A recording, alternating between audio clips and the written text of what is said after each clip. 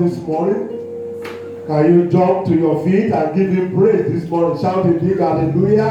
Hallelujah. Let the living soul praise the Lord this morning. Hallelujah. If you are a living soul this morning, give him praise, give him praise, give him praise, give him praise. Make a joyful noise unto the Lord this morning. Make a joyful noise unto the Lord this morning. Make a joyful noise unto this morning. Hallelujah. Amen. Father, we thank you this morning. Daddy, we bless and worship your majesty this morning. We acknowledge that you are God. Besides you, there is no other God. You are the Almighty Father. You are the Ancient of Days. You are the Lion of the tribe of Judah. You are the bright and morning star. You are the ocean divider. Daddy, we bless your name this morning. We join the host of heaven to celebrate your Lordship this morning. Daddy, be glorified in the name of Jesus Christ. Lord of heaven, as we go into your word this hour, I ask, oh Lord, that you will breathe upon your word. The life that is in your word, let it be imparted unto your people this morning in the name of Jesus Christ. Bring about a paradigm shift. Bring about a new thing. Bring about a new beginning in the lives of your people this morning in the name of Jesus Christ. Thank you, precious Father. Spirit of the living God, I ask that you will take preeminence at this hour, superintend over the affairs of today. Glorify the Father, glorify the Son in our midst this day. What no man can do among us today by the power of your word in the name of Jesus Christ. Thank you, precious Father. Lord, we bless your name. In Jesus' mighty name we have prayed. Amen. And amen. Amen. Hallelujah. You are welcome to God's presence this morning in the name of Jesus Christ. I want to welcome you especially to our traditional Sunday today in the mighty name of Jesus. Hallelujah. Like I said to us in my welcome address, that the traditional Sunday is meant to bring to fore the kingdom beliefs and behaviors that have been passed down to us from generations that have gone before us. And I believe as they are passing down to us, we will also sustain it to be able to pass down to other generations coming behind us in the name of Jesus Christ. Hallelujah. Can you turn your Bibles with me this morning? Ephesians chapter 4. Ephesians chapter 4.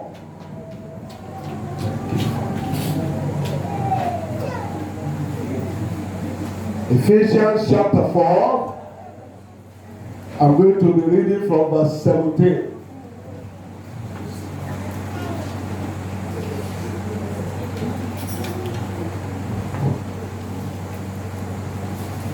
Ephesians 4 from verse 17.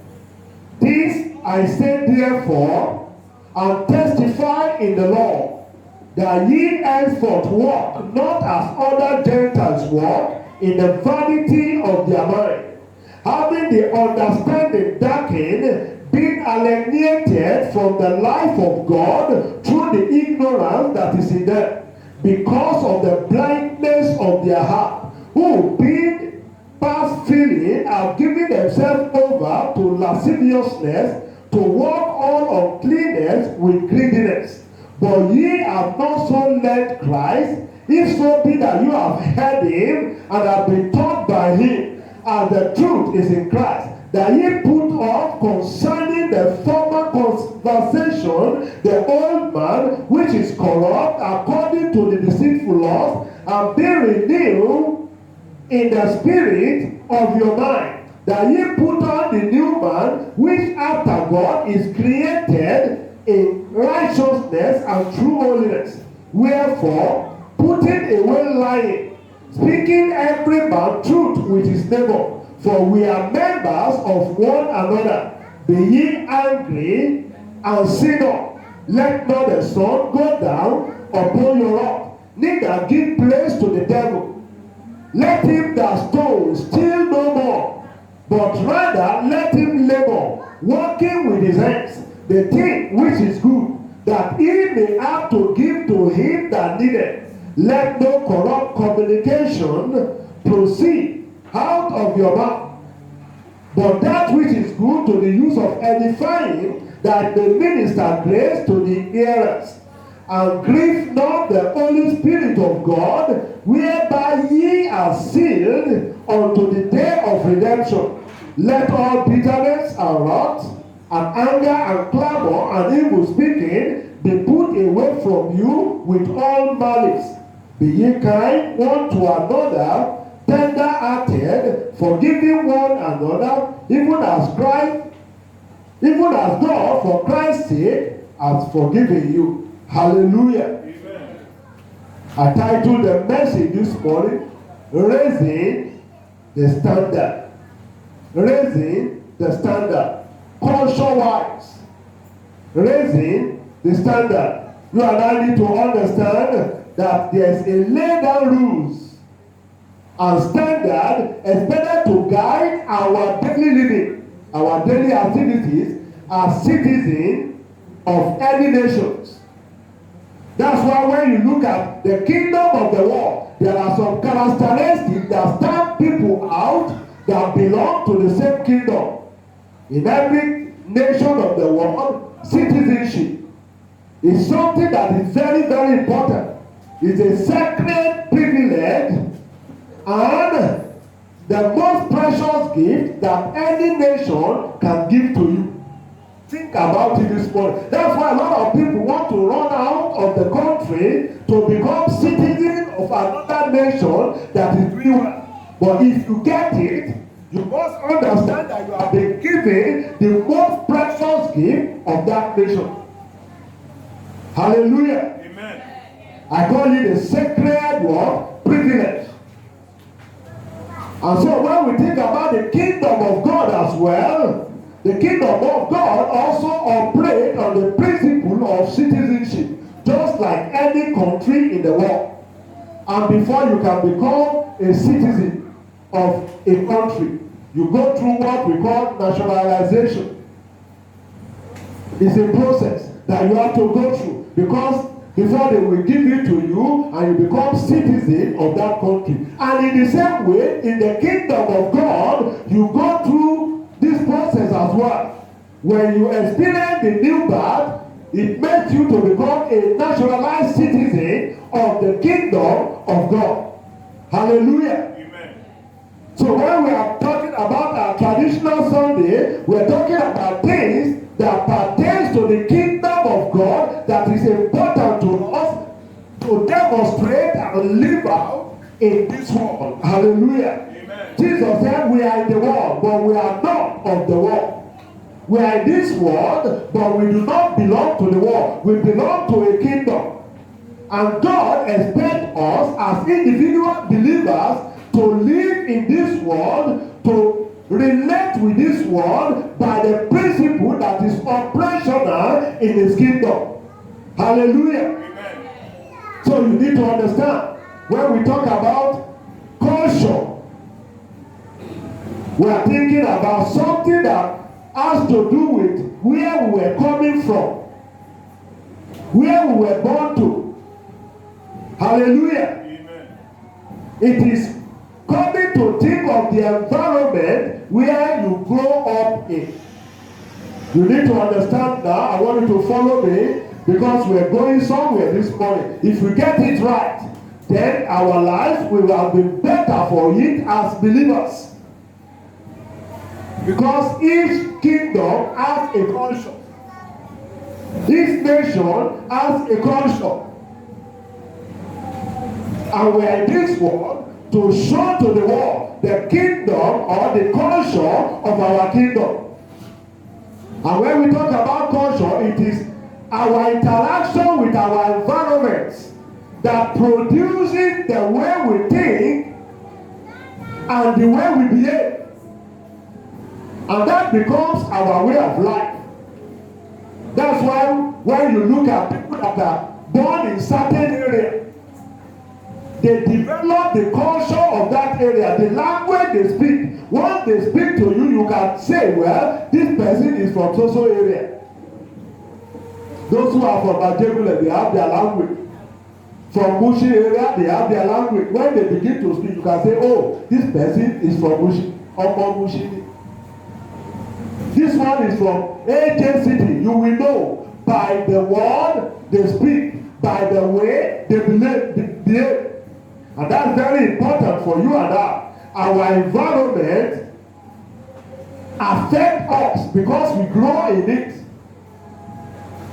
That's why if you are raising a child in a peculiar environment and you don't want that child to behave like people that grown up in that environment, then you have a better work or a big work in your hands to do. Hallelujah. Amen. I want you to, because his life has been impacted by the life of Christ. People could identify him in the midst of the crowd. People could identify him by the way that he speaks. The scripture says, be not conformed to this world, but be ye renewed. Be ye transformed by the renewing of your mind. Your mind needs to be renewed. So as you come to Christ as believers, and as you open your heart to the Lord by his word, through his word, will begin to renew your mind, will begin to renew your heart, so that what you begin to do will reflect the kingdom of God. Hallelujah. Amen. I want you to understand, we are begotten of the Father of light, in whom there is no variableness nor shadow of turning into his kingdom. None of us by our works can enter that kingdom. None of us by our deeds can enter that kingdom. The Bible says, those that are born of the flesh are of the flesh. Those who are born of the Spirit are of the Spirit. We are born of the Spirit into the kingdom of God. Hallelujah. Amen. Going further to our passage, Ephesians chapter 5, from verse 11. He said, and have no fellowship. Before you look at that, Jesus made a statement, said, but you are the light of the world. Have you ever seen down to think about that? You are the light of the world. It means that wherever there is darkness, once you appear there, light comes. Wherever people are operating in darkness, once you appear there, darkness disappears. That's why you can see as believers, when people of the world are discussing their own events, their own activities, and when the moment you approach, they will just talk. Let's talk before I begin to preach to us now. It's not one of us. Those things they are discussing, which is corruption, they wouldn't want you to hear because they already single you out that you are not part of their culture. So the moment you are approaching, they stop their discussion. You have a witness in the house this morning. The moment you are approaching them like this, they will stop their discussion. Because what they are discussing was what? Corruption. And they don't want you to hear, because once you hear, you will condemn. And they don't want to come under that condemnation, they will stop. Jesus says, you are the light of the world. And in that Ephesians chapter 5 from verse 11, the Spirit of the Lord says, and have no fellowship with the unfruitful work of darkness, but rather reprove them as light of the world. Have no fellowship with the unfruitful works of darkness. Once you approach them, you rebuke them. He said, for it is a shame to speak of those things which are done of them in secret. But all things that are reproved are made manifest by light. For whatsoever doeth make manifest is light. What brings about correction and rebuke is light. That's why you can condemn them. You become a conscience to them. They see you like this, they begin to shiver. Oh, maybe he has seen me doing that. He has seen me doing that, but I'm not supposed to be doing it. You become a conscience to them.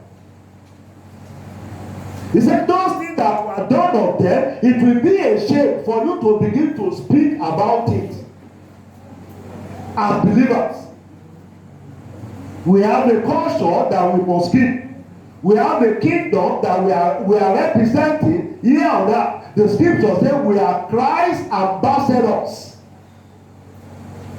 We are Christ's ambassadors. Hallelujah. We are representing him here on earth.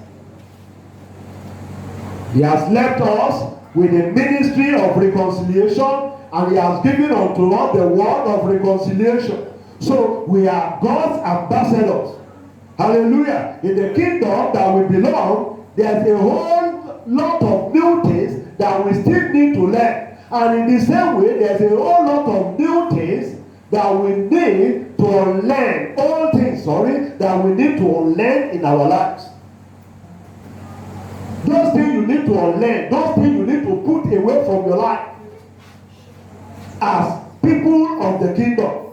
I know there's a problem with it, because you can imagine a man who has lived 20 years, 30 years, 40 years there about here on earth, and finally give his life to Christ, get translated from darkness to light. You now begin to think of the culture he has developed over the years, 20, 30, 40 years. How do you get him to overcome this culture? It has become part of his life. That's the way he has lived since he was born. I want you to know that that's a challenge that is common to everyone who has a dual citizen or citizenship. Because you belong to the citizen of heaven or the kingdom of heaven, and you are living also in this world. You have a challenge. How do you overcome these challenges? How do you overcome the 20, 30 years or 40 years of indoctrination that you have had since you were born? And then you are coming to a new life to now begin to demonstrate a new life in Christ Jesus. It's a struggle that a lot of people go through. But the scripture gave us insight into what we ought to do. Let's go back to our text, Ephesians chapter 4. Thank you, Jesus. The Spirit of the Lord said, "This I say therefore, and testify in the Lord, that ye henceforth walk not as other Gentiles walk, in the vanity of their mind, having the understanding darkened, being alienated from the life of God through the ignorance that is in them, because of the blindness of their heart." That's the way we were living before we gave our life to Christ. We were alienated from the life of God. We were walking in ignorance. Verse 19 says, "Who being past feeling have given themselves over to lasciviousness, to walk all uncleanness with greediness." When you say a man is greedy, it's a culture he has imbibed over the years. It takes the Spirit of God to take greediness out of a man. It takes the Spirit of God to take work of darkness out of a man. Verse 20 says, "But you have not so learned Christ." In other words, you have not learned this from Christ. Now that you are believers, there are things you need to learn at his feet that will bring about a paradigm shift in your life, that will bring about a change in your behavior, in your character. People may have known you with that behavior over the years, but when you come to Christ, and learning at his feet will transform your life. Verse 20 said, "But ye have not so learned Christ, if so be that you have heard him and have been taught by him, as the truth is in Christ, that ye put off concerning the former conversation the old man which is corrupt according to the deceitful lust." The old man that has lived 20, 30 years before coming to Christ. He said there is a need for you to put it off. It is like removing your garments. Put it off. It's a deliberate attempt on your part. A deliberate attempt to put it off. The scripture says, put it off. Those characters that depict darkness, those characters that stand for the culture wherein you were born and you grew up with it over the years, he said, put them off, put them away from you. Because that's the character of the old man. The Bible says, therefore, if any man be in Christ, he will be a new creation. All things shall pass away. Behold, all things shall become new. All things shall become new. A new creation. Maybe you don't understand. I need to let you know this morning. When a man comes to Christ and gives his life to Christ, the scripture says he becomes a new creation. That means something that God has just created into the world. He never existed before that time. God has just created that person into the world. A new creation from God. Hallelujah. Amen. He said that you put off concerning the former conversation of the old man, because it is all about corruption. And that verse 22, I take you to verse 23 now, and be renewed in the spirit of your mind. That's why culture has to do with environment. Culture has to do with your mind, because you take it in and then you begin to live it out. You take it in and you begin to live it out. Verse 24 says, and that ye put on the new man, which after God is created in righteousness and true holiness. And true holiness. So you discover that being able to overcome the culture of 20, 30 years ago is you receiving strength, receiving grace from the Lord, and putting them off from your life. It's a deliberate attempt on your part. I will not do this again in my life, because I am a new man in Christ Jesus. I am a believer in Christ Jesus. I have a new life to live. The scripture says, let this mind be in you, which was also in Christ Jesus. A new mind. He said, and be ye renewed in the spirit of your mind, that you put on the new man, which after God is created in righteousness and true holiness. And putting away lying. Can you see that? It's a deliberate attempt. Put away lying. You are a believer and you are still lying. Put it away. That's what the scripture is saying. You are a new man. You belong to a new kingdom. Except you have not learned from Christ, except you have not known Christ, except you have not had an encounter with Him, except your life has not been transformed, then you can continue in the life of life. He said, put away lying. Speak every man truth with his neighbor, for we are members of one another. He started to outline things we must put off from our life. He didn't say don't be angry. You can be angry, but there's no sin. You can be angry, but don't sin. Jesus got angry. He entered the temple. The scripture said he carried out a whip. He took a whip and whipped all of them out. Do you not know that my Father's house shall be called the house of prayer? You have turned it to den of robbers, where you come to buy and sell. Unfortunately, today there are people that come to church also to do buying and selling. They do buying and selling. The service is on. Some of them will be outside discussing business. Some are even in the auditorium, seated. They are not outside, but in their heart, they are doing buying and selling, because their heart will travel. Their heart has gone away from where they are seated. They are doing what? Buying and selling. The scripture went further. He said, give no place to the devil. Let him that stole steal no more. If you are a thief, don't steal again. You are now a believer. That's an instruction. That's the culture of the new kingdom that you find yourself. If you are a thief, don't steal again. You must work with your hands now, so that you can give to those that are in need. Is somebody hearing that? Because sometimes when we work, we think everything that I work for is just for me to consume by myself. That is a life of what? Selfishness, self-centeredness. When you work, those things you get, the scripture says you should be ready to give to those who are in need. It's not for you to consume alone. The reason why God is looking for treasurers here on earth, and He has not found many, is because they are not willing to distribute. Treasurer is not meant to spend the money, but to distribute, to give it out to those who need. He receives from God, He gives out. He receives from God, He gives out. And the more He gives out, the more He receives. That's the way we operate in the kingdom.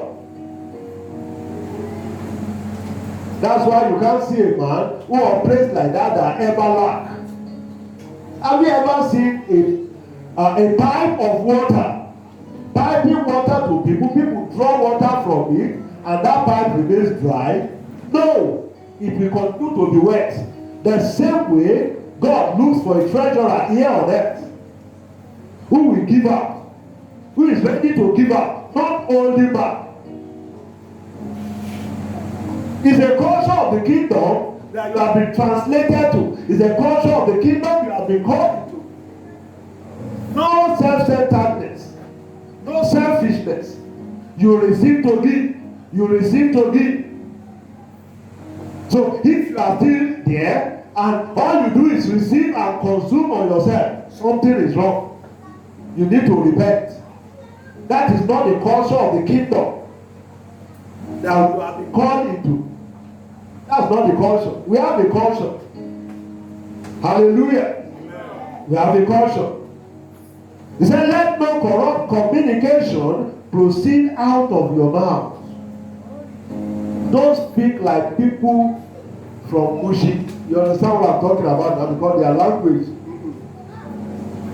the gutter language, they know how to speak it to their children. That's why for a child to grow up in that environment and excel in life, it will take the place of God. That child must have found, he must have received mercy from the Lord. Because when the mother wakes up in the morning and the next thing he says to his child, Olori, and you want that child to excel. You're already prophesying to that life what you want that life to reflect to the world. That's why when you go to that environment, you have so many of them. Go to Okearo, you see so many as well. They are there. Because that's what their parents wake them up with. They prophesy negative things to their life. Except a child receives mercy, he can never excel in such a situation, in such an environment.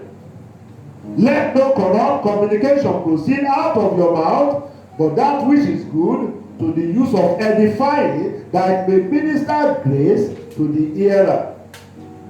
Hallelujah. And grieve not the Holy Spirit of God, whereby you are sealed. That is the seal of God upon your life. The moment you come into His kingdom, He gives you the Holy Spirit. It's a seal that you belong to the kingdom. It's a seal that you belong to Him. That's why He will say, touch not. Touch not is a mark of touch not. For every believer that is standing well, I make bold to declare it. No power of darkness can overpower you if you are standing for the kingdom. They will try, but they will fail. Somebody didn't hear that. I said they will try, but they will fail. Amen. In the name of Jesus Christ. Amen. So you need to understand that whatever controls the mind of the people control the culture, because culture is the manifestation of the collective thinking of the people. Whatsoever controls the mind controls the people. So if darkness is controlling the mind, the culture of the people will be all about darkness. The way the people will manifest in their character will be all about works of darkness, because there's a power that is controlling them. There's a power. There's a power. There's a power. In other words, whoever controls the mind creates the culture. Because it is out of the mind that culture evolves. Whatsoever controls the mind controls the culture and controls the behavior. If you allow the Spirit of God to control what goes on in your mind, then a positive or acceptable culture will result. Because the Word of God will renew you, will transform you, will change the words that comes out from your tongues. And people will look at you and say, surely this one is a believer. I pray for you this morning that the Spirit of God will take over. Amen. Where you are failed, the Spirit of God will make amends in the name of Jesus Christ. Amen. That the power of the living God by His word will transform your life in the name of Jesus Christ. Amen. Proverbs 23 verse 7. As he thinketh in his heart, so is he. As a man thinketh in his heart. It means the way you think determine who you become. The way you think determine who you become. When you constantly think about something positive, your life will reflect positivity. Amen. And thank God the heart here refers to the mind, and the kingdom of God is a kingdom of the heart. A man believeth with his heart, and his life is transformed. He believes with his heart, his mind is transformed, his life is transformed. Hallelujah. Amen. The kingdom of heaven is battling for the minds of the creation that He has created in His image. That is the battle that is going on. That is the battle that is going on. The kingdom of God is battling for the minds of souls so that He can get them back to the original one that God created. Will you surrender your heart to Him and allow Him to transform it?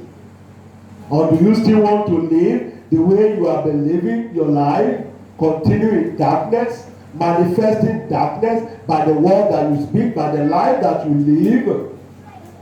That's a challenge. That's a question you must respond to in your heart this morning.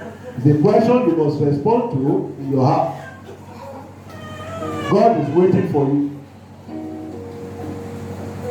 God is waiting for you. Will you connect with Him this morning? Will you allow Him to transform your life this morning? Will you submit and surrender your heart to Him and say, yes, Lord, I've been walking in bitterness, in wrath, in anger, in clamor.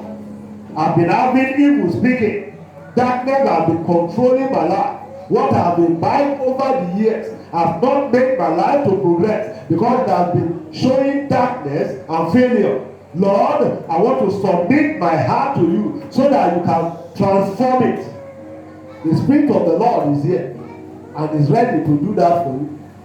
He's ready to do that for you. He's ready to do that for you. If only you will surrender to Him.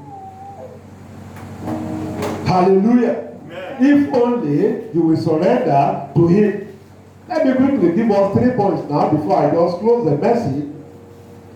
If you claim to have surrendered your life to Him, then it must manifest in a number of ways in your life. Number one, the value you hold. The value you hold. Your values. Your values. Your values. Because your values define your attitude. It defines your behavior and your view of the world. Your value. What do you hold as your value as individual? Do you have any value at all? What values do you showcase to the world? If you want to live in the culture of the kingdom, you must learn the value of the kingdom. Number 2 ways that will manifest in your life, if you have surrendered your heart to Him, is your priority in life. On your scale of preference, what did you put at the top? Whatever you give attention to in life reveals your culture. Reveal the thing that is paramount in your heart. Wherever a man's treasure is, there his heart will be. There his heart will be. Matthew chapter 6. Matthew 6. I'd like to read that because it's important. We take note of it. Matthew chapter 6. Jesus put it this way. While talking about that priority. From verse 31. Therefore take no thought, saying, what shall we eat? Or what shall we drink? Or wherewithal shall we be clothed? For after all these things do the Gentiles seek, for your Father, your heavenly Father, knowing that you have need of all these things. But seek ye first the kingdom of God and his righteousness, and all these things shall be added to you. Will God be a liar? No. Many are in the world today. They are believers, yes, to them, but the thing they run after, the thing they seek after, the thing they give priority to. When it's time even for fellowship, there are so many that will still be in the place of business. Oh, we must survive.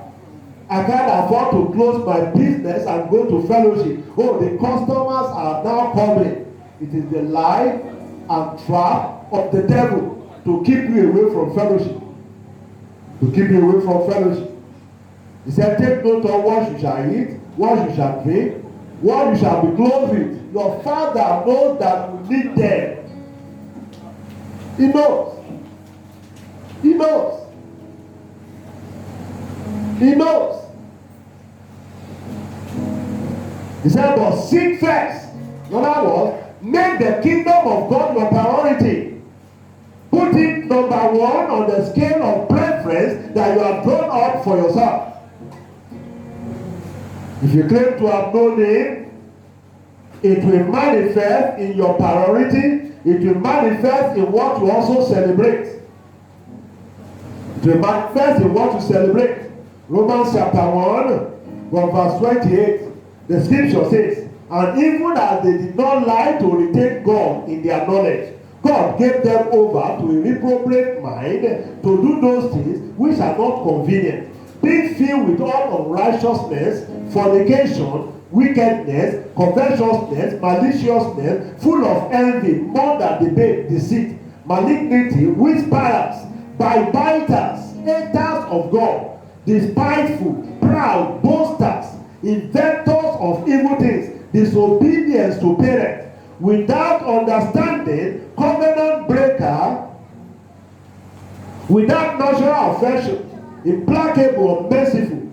Take note, verse 32. Who knowing the judgment of God, that they which commit such things are worthy of death. Not only do the same, but have pleasure in them that do it. You don't join them, but when they begin to do it, you are clapping your hands for them. They are showing it on the screen. You sit down there, you get carried away by it, you are enjoying it, you take pleasure in it. He said, those who are doing it, with you that is celebrating it, the same judgment will come upon you. Think about the kingdom. Think about our culture. We have a different culture. That's why you can't celebrate evil. No, you can't celebrate evil because you don't belong to darkness. Leave that to those that belong to darkness. If we celebrate those who do such things, the same judgment are with us. I know our young people, you know a program they like to watch. Big Brother Nigeria, Big Brother Africa. They demonstrate all manner of nonsense there. And they sit down there, they are watching. God said the same judgment. It is the same judgment. God has a standard. I told you, it is what? Raising the standard. That's why I told you the message. Raising the standard. You can't join them because you belong to another kingdom. Lastly, it will reflect in your relationship. Who do you relate with? What association do you keep? 1 Corinthians chapter 15 verse 3. Be not deceived. Evil communications corrupt good manners. Once you come around them and they are going to corrupt you, run away from them. Once they are going to affect the way you behave, run away from them. Because God expects that you affect their life. But when they are beginning to influence you, run away from them. Run away from them. I can tell you that because I experienced it when I first gave my life to Christ. I ran. They say, oh, we will come back. We have been doing it together for years. The Royal Club of Lagos, I still remember years back, in the 80s. Huh? We gather together celebrating wine, celebrating all manner of alcohol, celebrating palm wine and the rest. They said, he will come back to join us. But because there's an encounter, they were waiting for me. They kept waiting. They kept waiting. They kept waiting. Jesus has taken over.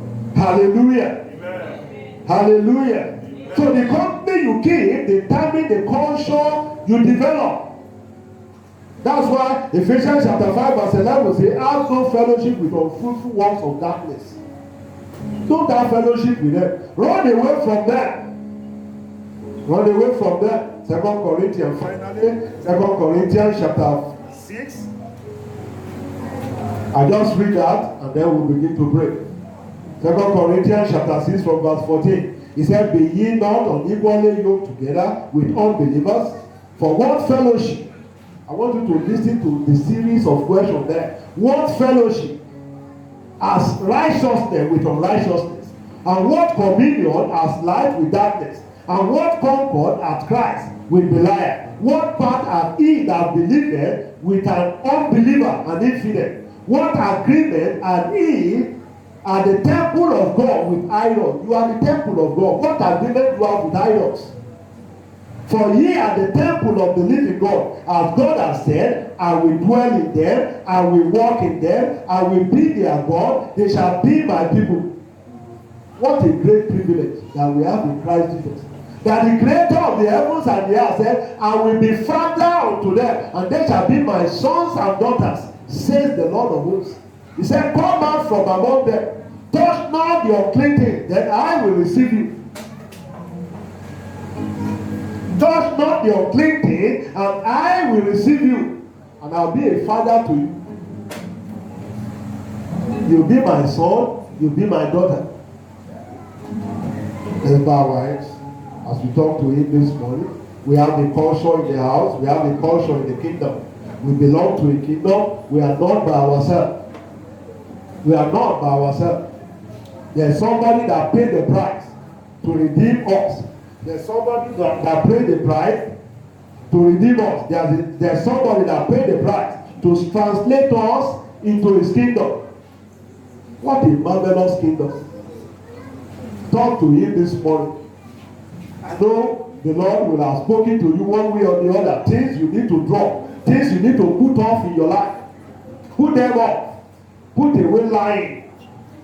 Let him that steal no more. Let him walk with his hand, that he may have to give to those that needs. The company you keep, if it's not the company of those who will stir you up in the things of God, stay away from them. That's what the Lord is saying. Cut them off. Because you don't belong to that kingdom again.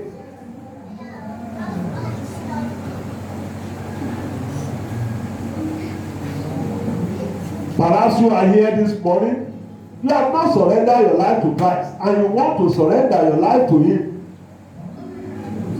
I'd like to pray with you. The grace of God is available this morning to transform your life. The grace of God is available this morning to bring you out of darkness to light. It transformed my life. That's why I can speak about it. And he's ready to do it for you. And he will do it for you this morning. In the name of Jesus. You like to give your life to him. You want to give your heart to him, so that he can renew your heart and renew your mind. Where you are seated, just place your right hand on your chest. I'm going to pray for you from here.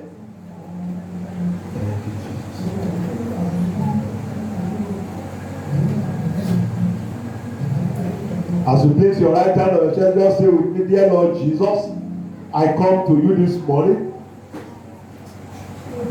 I know the life I've been living is not a life that portrays your kingdom.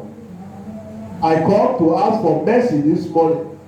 Have mercy upon me, O Lord. Look at the blood that was shed at Calvary. Cleanse me with the blood. Cleanse me with the blood. Cleanse me with the blood. In the name of Jesus. I open my heart to you. Come into my heart this morning. Come and transform my life. Give me a new beginning. Thank you, Father. We give you praise. In the name of Jesus. Amen. In Jesus' mighty name we pray. Amen. In Jesus' mighty name we pray. Amen. Father, we thank you this morning. Lord, we bless your name. We appreciate you for the word that we have shared together this morning. Father, I pray, let none of this word stand on the day of judgment against anyone under the sound of my voice this morning in the name of Jesus Christ. By your word, you will transform the lives of your people. You will give grace, you will give strength. That those things that are confronting them, they shall overcome in the name of Jesus Christ. That this one shall stand. Are people of the kingdom today in the name of Jesus Christ. Thank you, Father. Lord, we give you praise. In Jesus' mighty name we have prayed. Amen and amen.